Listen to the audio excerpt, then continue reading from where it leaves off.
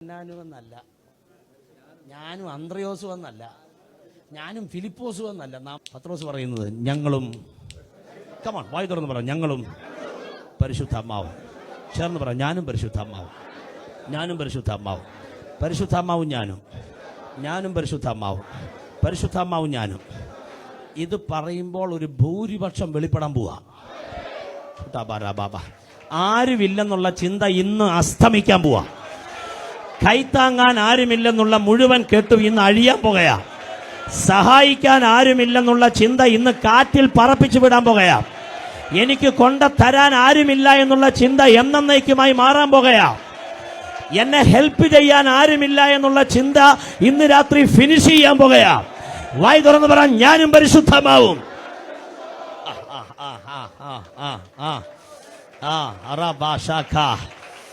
ഞാനും പരിശുദ്ധമാവും എന്നൊരു ഉറപ്പോ നിനക്കുണ്ടെങ്കിൽ നീ ന്യൂനപക്ഷമല്ല, നീ ഭൂരിപക്ഷമാണ്.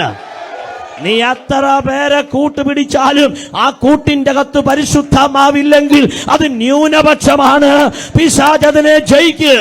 ആരും നിന്റെ ഒപ്പമില്ലെങ്കിലും പരിശുദ്ധമാവ് നിന്റെ കൂടെ ഉണ്ടെങ്കിൽ നീ ന്യൂനപക്ഷമല്ല, നീ ഭൂരിപക്ഷമാണ്. നിന്നെ തകർക്കാൻ ആർക്കും കഴിയില്ല. ഞാനും പരിശുദ്ധമാവും.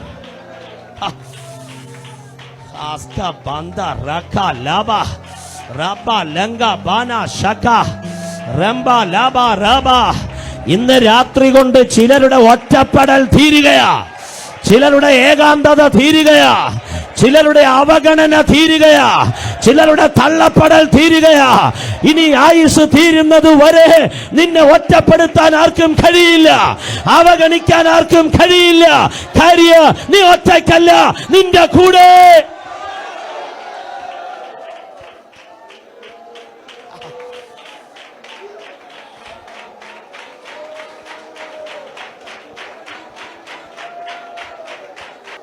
ഒരു ദിവസം ഒരു 50 പ്രാവശ്യം നിന്റെ നാവി നീ വരി പറയണം, ഞാനും പരിശുദ്ധാത്മ, ഞാനും പരിശുദ്ധാത്മ.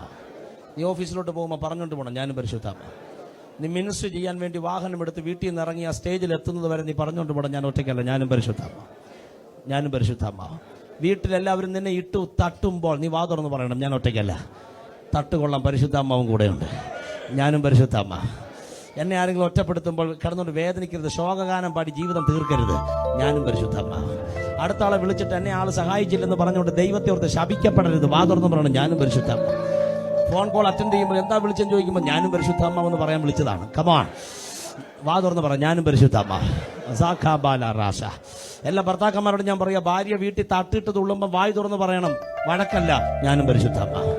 സഹോദരി, ഭർത്താവ് മുള്ളേ നിർത്തുന്ന സമയത്ത് വാ തുറന്ന് പറയണം, ഞാനും പരിശുദ്ധാത്മ. പാറ സഹോദരി, പേടിയാണോ? വാ തുറന്ന് പറ. കമോൺ സഹോദര. പരിശുദ്ധാത്മാവും ഞാനും, പരിശുദ്ധാത്മാവും ഞാനും, പരിശുദ്ധാത്മാവും ഞാനും. ന്യൂനപക്ഷമോ ഭൂരിപക്ഷമോ? അതുകൊണ്ട് അപ്പോസ്തലപ്രവൃത്തി 15-ാം അധ്യായത്തിൽ പത്രോസ് തന്നെ പറഞ്ഞൊരു കാര്യമുണ്ട്. അത് രക്തം, പരസംഗം, ശ്വാസം മുട്ടി ചത്തത് ഇവ വർജിക്കണമെന്നുള്ളതല്ലാതെ യാക്കോബ് പറയുന്ന അധികം ഭാരമൊന്നും നിങ്ങളുടെ മേൽ ചുമത്തരുതെന്ന് ഞങ്ങൾക്കും തോന്നി, പരിശുദ്ധാത്മാവിനും തോന്നി. അപ്പൊ തോന്നലിൽ പോലും ആരുണ്ട്? ഭൂരിപക്ഷമുണ്ട്. ഞങ്ങൾക്കും തോന്നി, പരിശുദ്ധാത്മാവിനും തോന്നി, ഞങ്ങൾക്കും തോന്നി, പരിശുദ്ധാത്മാവിനും തോന്നി. നിങ്ങളെല്ലാവരും പറയുന്നവരെ ഞാൻ റിപ്പീറ്റ് ചെയ്തുകൊണ്ടിരിക്കും. ഞങ്ങൾക്കും തോന്നി, പരിശുദ്ധാത്മാവിന് തോന്നി, ഞങ്ങൾക്ക് തോന്നിയത്, പരിശുദ്ധാത്മാവിന് തോന്നിയത്, എങ്കിൽ ഞാനും പരിശുദ്ധാത്മാവും.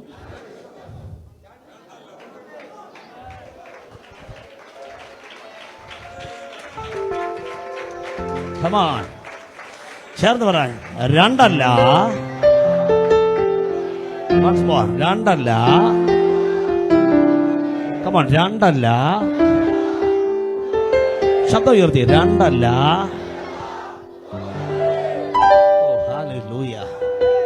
പിരിക്കാൻ മുടിയാതെ, പിരിക്കാൻ മുടിയാതെ. 1-2 പേർക്ക് കൈ കൊടുത്തിട്ട് പറ, രണ്ടല്ല ഒന്നത്രേ, രണ്ടല്ല ഒന്നത്രേ. ഉറപ്പിച്ച് പറ, ഞാനും പരിശുദ്ധാത്മാവും രണ്ടല്ല ഒന്നത്രേ.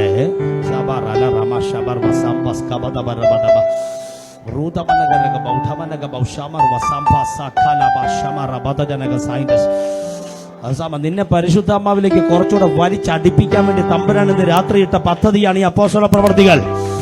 പരിശുദ്ധാത്മാവിലേക്ക് കുറച്ചുകൂടെ വലിച്ചടിപ്പിക്കുക. ഈ ലോകവുമായുള്ള ബന്ധം കുറച്ചുകൂടെ കുറയുക. ജഡവുമായുള്ള പറ്റുമാനം കുറച്ചുകൂടെ കുറഞ്ഞ് ഈ തലമുറയിൽ ദൈവത്തിനൊരു വലിയ സ്വപ്നമുണ്ട്.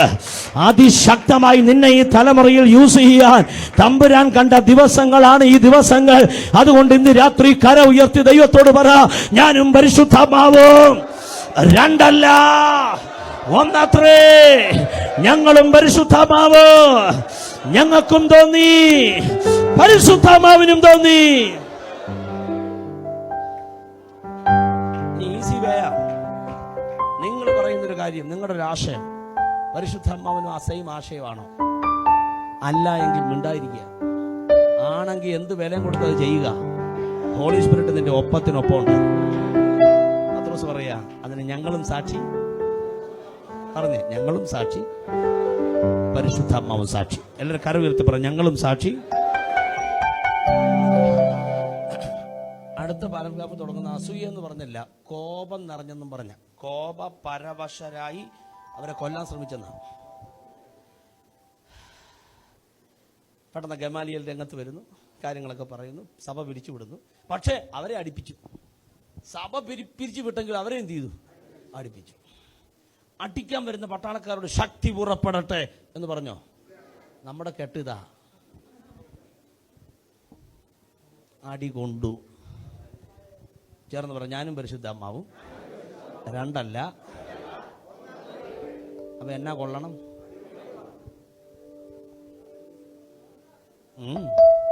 അവിടെ ഹോളി സ്പിരിറ്റ് വേണ്ട, അവിടെ ശക്തി, പവർ, ഫയർ ഒന്നും വേണ്ട. അനുഭവിക്കുക. ക്രിസ്തു നിമിത്തം. ആര് നിമിത്തം?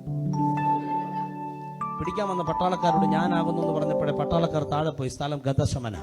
അർത്ഥനഗ്നനാക്കി 2 കൈയും കെട്ടി വില്ല് പോലെ വളച്ചു നിർത്തി ഉപ്പും വിനാഗിരിയും ചേർത്ത് വെച്ച ലായനിക്കകത്ത് റോമൻ ചാട്ടയിട്ട് തല്ലിക്കീറുമ്പം ഞാനാകുന്നു എന്നൊരു വാക്ക് പറഞ്ഞ ഗബ്ബത്ത കരിഞ്ഞു പോകും. അനുഭവിക്കാൻ കാര്യം നിന്റെ സൗഖ്യത്തിന് വേണ്ടിയാ. ദൈവം അനുവദിക്കുന്ന മേഖലയിൽ മാത്രം ദൈവശക്തി പകരുക. ബാക്കി ക്രിസ്തു നിമിത്തം, സുവിശേഷം നിമിത്തം സഹിക്കാൻ കിട്ടുന്നത് മുഴുവൻ സന്തോഷത്തോടെ സഹിക്കുക. ഇനി അതോടെ ഈ ഭാഗത്ത് നിർത്തി പറഞ്ഞിട്ട് ഞാൻ പ്രാർത്ഥിക്കാം. തല്ലി അടിപ്പിച്ചു, ഒരു കാര്യം ഇവിടെ വാൺ ചെയ്തു. ഇനി യേശുവിൻ്റെ നാമത്തിൽ സംസാരിക്കരുതെന്ന് കൽപ്പിച്ച് അവരെ എന്ത് ചെയ്തു? വിട്ടയച്ചു. വേറെ എന്നാ നാമത്തിൽ വേണമെങ്കിലും സംസാരിക്കാം, പക്ഷേ യേശുവിൻ്റെ നാമത്തിന് വേണ്ടി നാമം എന്ത് ചെയ്യരുത്. അടുത്ത വാക്യം, തിരുനാമത്തിന് വേണ്ടി അപമാനം സഹിപ്പാൻ യോഗ്യരായി എണ്ണപ്പെടുകയാൽ അവർ സന്തോഷിച്ചും കൊണ്ട് ന്യായാധിപ സംഘത്തിൻ്റെ മുമ്പിൽ നിന്ന് എന്ത് ചെയ്തു? അടി കിട്ടിയപ്പോൾ അവരെന്ത് ചെയ്യാൻ തുടങ്ങി? ഞാനും പരിശുദ്ധാത്മാവും രണ്ടല്ല. പ്രതിസന്ധികളിൽ സന്തോഷിക്കാൻ കിട്ടുന്ന കൃപ ഓർത്തെഴുതി വെച്ചോ, നിന്നിൽ അവനുണ്ട്. പ്രശ്നങ്ങളുടെ നടുവിൽ ചാടിത്തുള്ളി സ്വോത്രം ചെയ്യാൻ കിട്ടുന്ന കൃപ നിന്നിൽ പരിശുദ്ധാത്മാവുണ്ട്. ഓക്കെ. പിറ്റേ ശബത്തിൽ സാക്ഷ്യം പറയാൻ പത്രോസിന് സമയം കൊടുത്ത പത്രോസ് വന്നിട്ട് എന്നാ പറയും? പ്രിയരെ, കഴിഞ്ഞൊരാഴ്ച വട്ടക്കാലം വരമരുന്ന ആപത്തനർത്ഥങ്ങളിൽ നിന്നെല്ലാം ദൈവം വിടുവിച്ചു. ചില പ്രശ്ന സങ്കീർണമാകുന്ന കുറേ മേഖലകളുണ്ടായി. ഞങ്ങളെ ശരിക്കും അവർ തല്ലി. നിങ്ങളുടെ വിലയേറിയ പ്രാർത്ഥനയാണ് ഞങ്ങളുടെ ജീവൻ പോകാതെ സൂക്ഷിച്ചത്.